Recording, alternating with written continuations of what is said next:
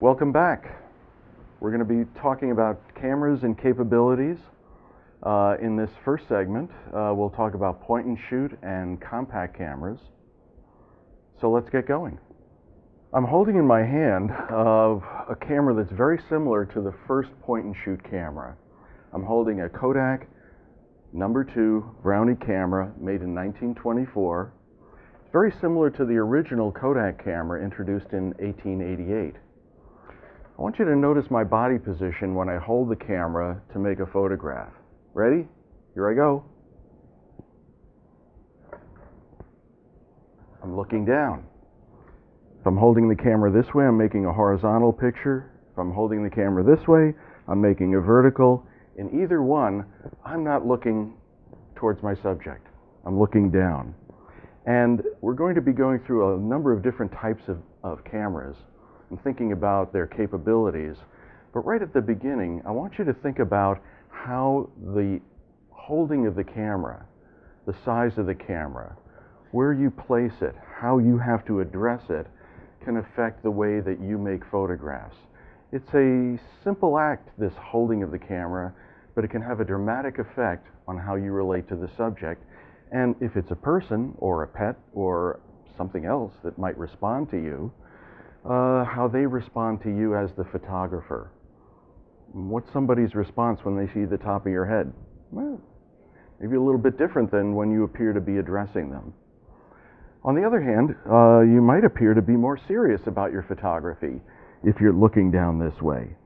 And that attitude of body language can affect the way that you think about making your photographs as well.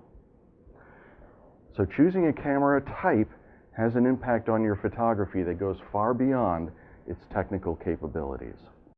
Here's a Kodak Instamatic, introduced in 1963. It's another point and shoot camera.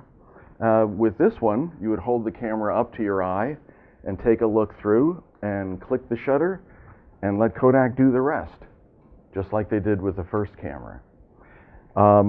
With an Instamatic camera such as this one, we're looking through a viewfinder that allows us to address the subject straight on.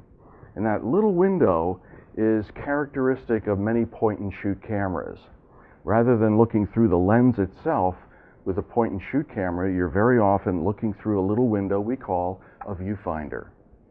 Well, what are some of the reasons that people choose to use a simple point and shoot camera? With the point and shoot camera of today, such as my Canon G1X camera, really not so much a point and shoot camera, more of a compact camera, but it has the capability, as most point and shoot and compacts have today, of allowing us to look at the scene using a viewfinder on the rear. And in holding this camera, we adopt very often something we call the praying mantis pose. You can see on the slide something that looks very much like a photographer today. Let's think about some of the reasons that people choose simple point and shoot cameras. Well, some of those reasons are family snapshots, vacations, maybe work-related records, hobbies, pets. Might be their first serious camera beyond a smartphone. It's a good choice also for children to teach photo basics and digital workflow. You might use one of these point and shoot cameras also to test your photo skills before you make a choice to upgrade your camera style. What characteristics do we associate with a point and shoot camera? Well, first of all, they're very low in price, as a general rule. They're very lightweight. They're compact in size, easy to put in your pocket and carry around. They usually have just a single focus capability.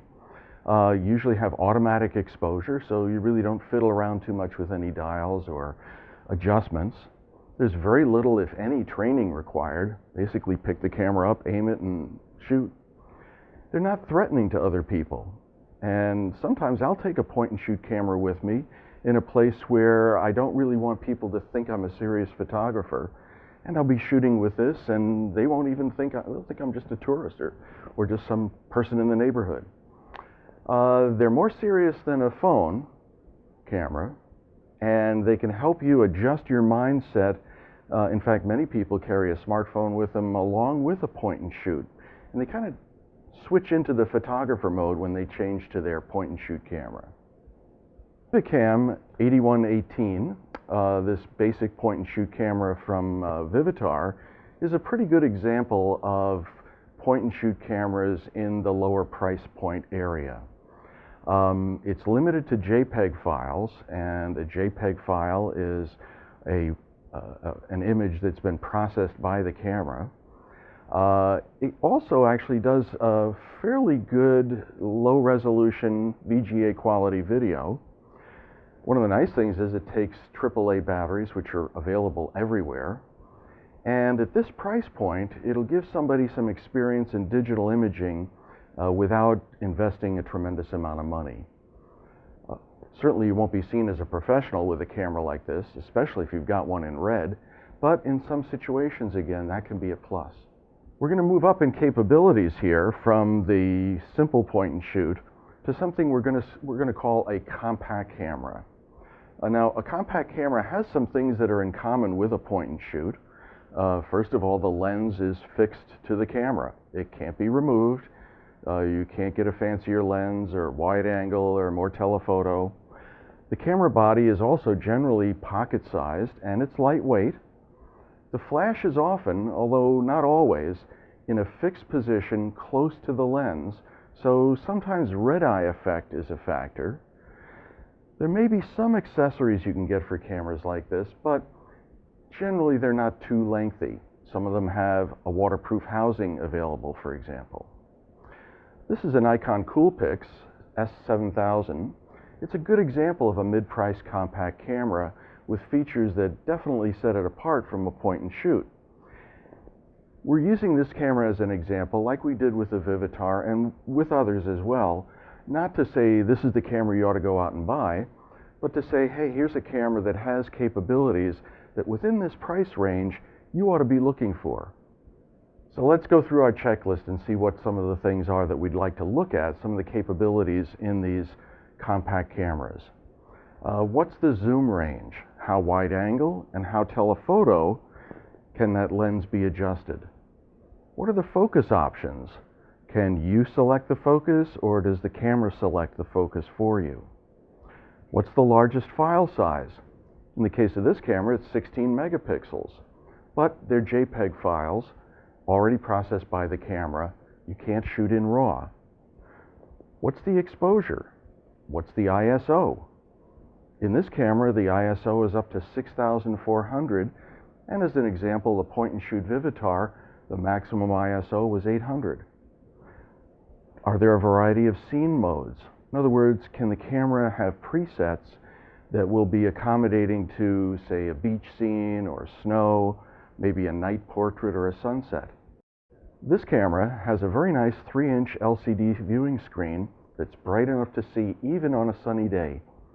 And the ergonomically placed controls make it easy for you to make changes while you're composing the picture.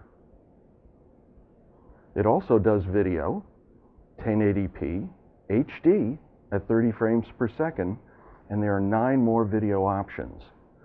The camera also has vibration reduction, which is a system for accommodating for your shaky hand, especially at long focal lengths. This camera also can communicate with nearby computers or even smartphones or tablets using Wi-Fi and near-field communications. Third level of camera in the series that we're working on here. We start with point and shoot, moved up to a mid-level compact. Now we're going to look at a pro-level compact camera, and there are starting to be more and more of these from the major manufacturers. This one happens to be a Canon. It's a G1X. It's a camera that I carry with me every day. It shares some traits with the point and shoot cameras, but has a lot more features. First of all, it does have a fixed lens. You can't change it. The capabilities of the camera are set. There's not a lot of other accessories in terms of adjustments to the exposures and to ISOs and so forth. It does have a very solidly built body, and you're going to find that this is a heavier camera at 20 ounces, certainly, than the Vivitar, but it's not too heavy to carry with you. It's got a hot shoe, also known as an accessory shoe, on top of the camera that allows you to place a flash or a radio transmitter for professional strobes, even an electronic viewfinder. You can use a remote control unit with a camera such as this, HDMI so that you can communicate between the camera and a television set. Just plug them together and watch your pictures on the TV screen. And it's also got an AV connection for direct viewing on other devices. In a camera at the pro level, you're going to want to look for a range of exposure modes. After all, in that pro level area of photography, you're going to face a lot of different lighting and other situations. So this camera has not only manual, aperture priority, program, and shutter priority, but it also has 30 custom settings. You'll want to look, does the camera have a variety of image sizes available to me? Not only want to shoot JPEGs, of course. This one has 8 different JPEG options, but you'll also want a camera that can shoot in the RAW mode. What's the range of shutter speeds? Well, for this particular camera, you can go from a 60th of a second to 1/4000th, and use ISOs from 100 to 12,800.